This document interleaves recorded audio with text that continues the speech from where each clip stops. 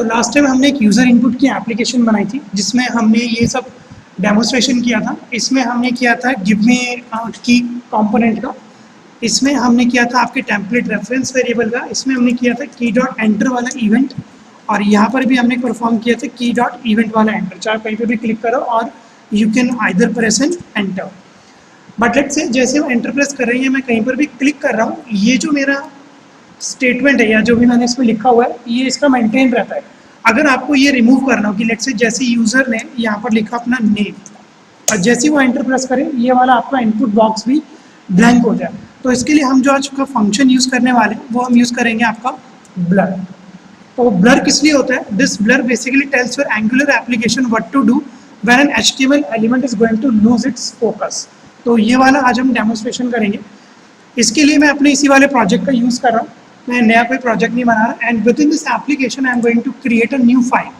तो इस एप्लीकेशन के अंदर I am going to create a new file, और उस फाइल का लेट्स से मैं नाम देता हूँ list dot component.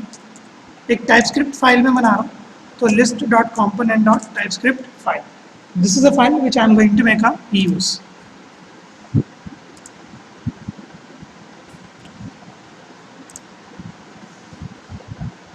So let's say within this TypeScript file, I'm going to import a package for my component directive. इसमें हम use करेंगे component को, तो सबसे पहले मैं एक बार इसका पैकेज import करा लेता हूँ, that is import component from Angular core.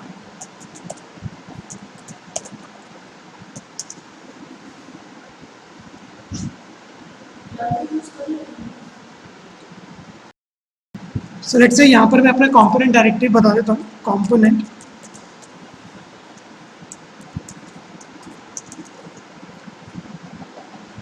And let's say within this component the first I am going to make a use of this selector. मैं सिलेक्टर का एक बार इसमें यूज करूँ।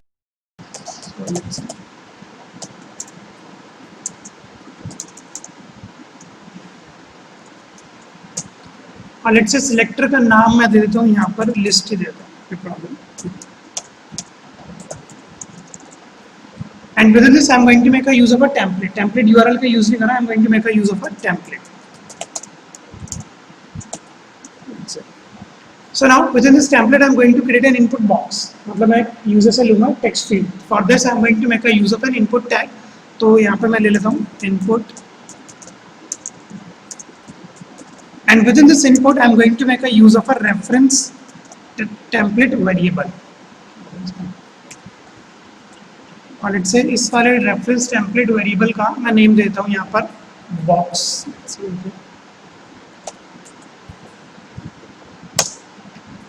अब यहाँ पर इस वाले इनपुट टैग में मैं यहाँ पर दो यूज करूँगा, एक मैं करूँगा की डॉट एंटर का फंक्शनैलिटी और एक मैं यूज करूँगा आपके ब्लर की। तो in order to make a use of this key dot enter I am going to make a use of इसकी इनबिल्ट में लाइब्रेरी यूज कर लेता हूँ की अप डॉट एंटर, और यहाँ पर मैं एक फंक्शन एग्जीक्यूट करूँगा और उस फंक्शन का लेट्स से मैं नाम देता हूँ क्लिक मी वगैरह करके मैं नाम देता हूँ, या लेट्स से एक मैं डेमो करके दिखाता हूँ आपको। लिस्ट का डेमो कर रहे हैं, so I am going to make a use of this add employ. तो मैं कैसे लिस्ट बनाऊंगा जिसके अंदर हम एम्प्लॉय ऐड करते चले जाएंगे। तो मैंने अपने फंक्शन का नाम यहाँ पर दे दिया की अप डॉट एंटर में add employ, and I am going to specify this within double quotes add employ. I am going to make this function as a parameterized function. तो ये function एक value receive करेगा और जो value ये receive करेगा वो string type की होगी। सो यहाँ पर एक मैं वेरिएबल बना देता हूँ न्यू एम्प्लॉय के नाम से, और ये जो एम्प्लॉय है क्योंकि मैं टेम्पलेट रेफरेंस वेरिएबल यूज कर रहा हूँ तो it is going to receive a value.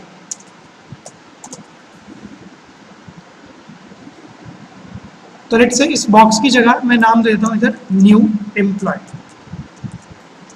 New.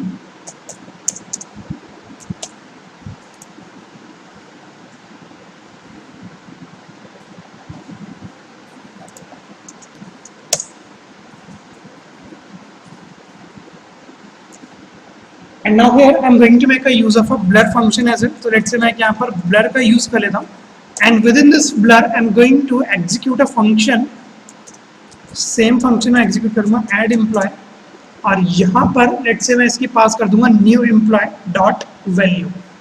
तो यहाँ पर यही मैं पास करता हूँ न्यू एम्प्लॉय डॉट वैल्यू। अब इससे आपको होगा क्या कि जैसे आप एंटर प्रेस करोगे तो भी आपका एम्प्लॉय ऐड हो जाएगा, और अगर आप कहीं भी पेज पे क्लिक करोगे तो भी आपका एम्प्लॉय विल गेट ऐड।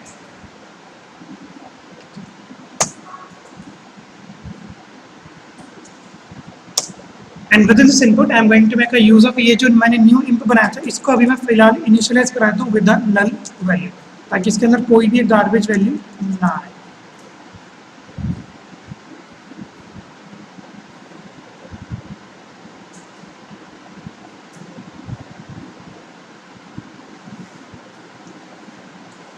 तो यहाँ पर आप देख सकते हो कि इसी ब्लर फंक्शन के अंदर मैंने एग्जीक्यूट करा है कि मेरे न्यू एम्प्लॉय की वैल्यू क्या हो जाए नल के साथ initialise.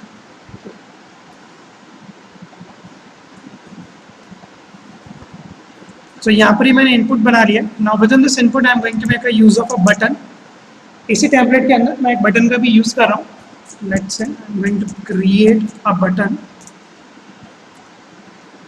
And within this button I am going to perform a click event. इस बटन पे मैं क्या परफॉर्म कराऊंगा, एक क्लिक इवेंट। सो यहाँ पर एक क्लिक इवेंट हम परफॉर्म करा देते हैं with in this button.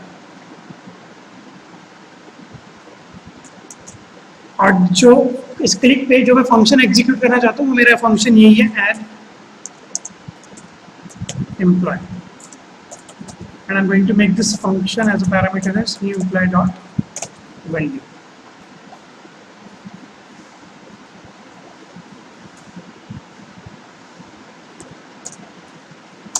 So this is a function which I want to execute on the click of this button. और यहाँ पर लेट्स से मैं एक बटन के ऊपर टेक्स्ट लिख देता हूँ ऐड करके, and I'm going to close this button.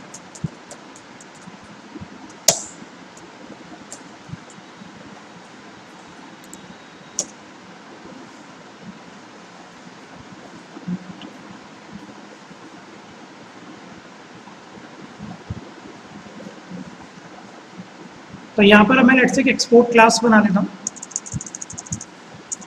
तभी आपका एरर हट जाएगा।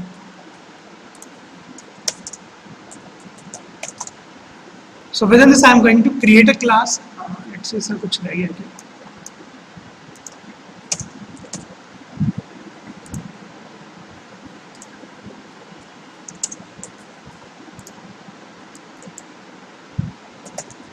तो यहाँ पर एक मैं क्लास बनाता हूँ और क्लास का लेट्स से मैं नेम देता हूँ list component. This is the name of my class, list component.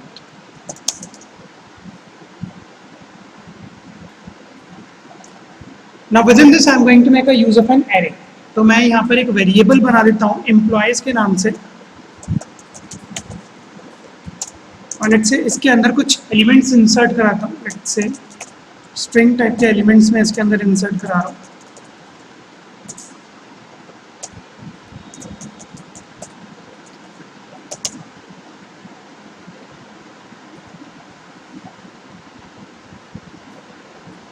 तो यहाँ पर एक मैंने वेरिएबल ले लिया एम्प्लॉयज, और इसको मैंने एक एरे बना दिया, और इसके अंदर मैंने 3 एलिमेंट्स इंसर्ट करा दिए, Yash, Mukul and Mukul. So now within this class I'm going to define my function which I have created, add employee, and this function is going to receive a value and that value will be of type string. तो let's say जो variable का name मैंने दिया था वो दिया था आपका new in, and this is going to receive a value of type string.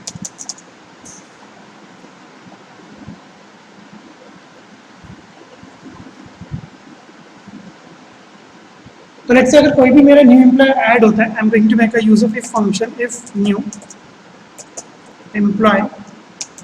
तो यहाँ पर हमारे पास एक फंक्शन होता है लिस्ट के अंदर एलिमेंट इंसर्ट कराने के लिए, वो होता है आपका डॉट पुश, वो इनबिल्ट फंक्शन आपके एंगुलर में। So we are going to make a use of that function. So यहाँ पे मैं करता हूँ दिस डॉट एम्प्लॉयज कि लेट्स से ये जो मेरी करंट लिस्ट है इसके अंदर I am going to push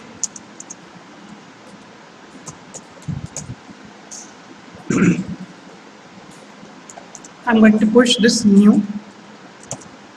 employee.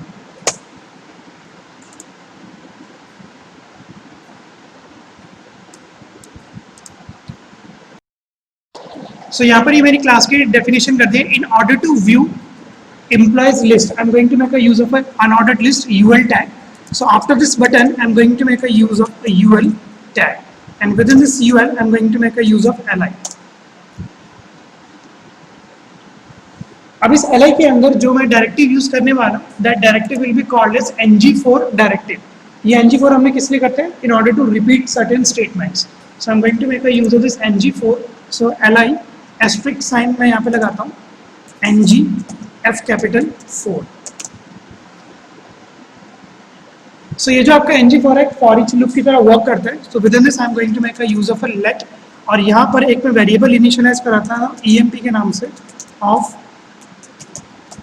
Employees.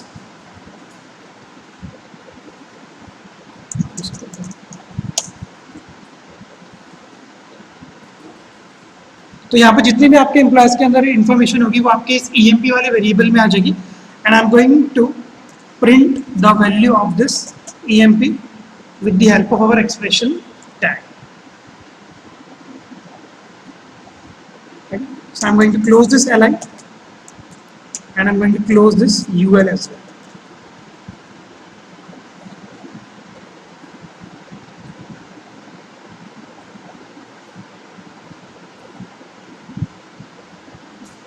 तो यहाँ पर आपकी टाइपस्क्रिप्ट फाइल बना दी है मैंने. Let's I am going to just save this file.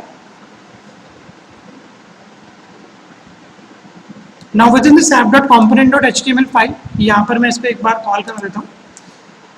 So here I'm going to make a use of an h3 tag.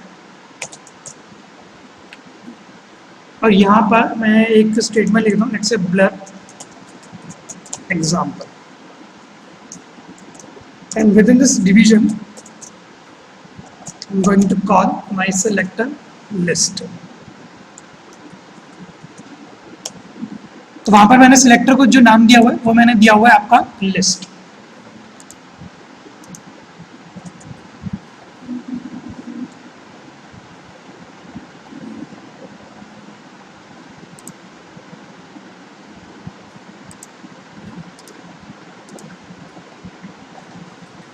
अब जो हमारी लास्ट सेटिंग है वो हमको देनी पड़ेगी इस app.module.typescript फाइल में. तो ये जो मैंने क्लास बनाई है ये मैं इंपोर्ट करा लेता हूँ with in my TypeScript app.module TypeScript file में. So here I'm going to make a use of import. जो मेरे को import कराना है वो मेरे को कराना है list component from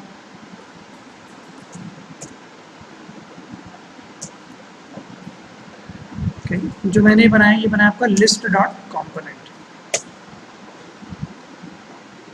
और यहाँ पर मैं डिक्लेयर करता हूँ list component.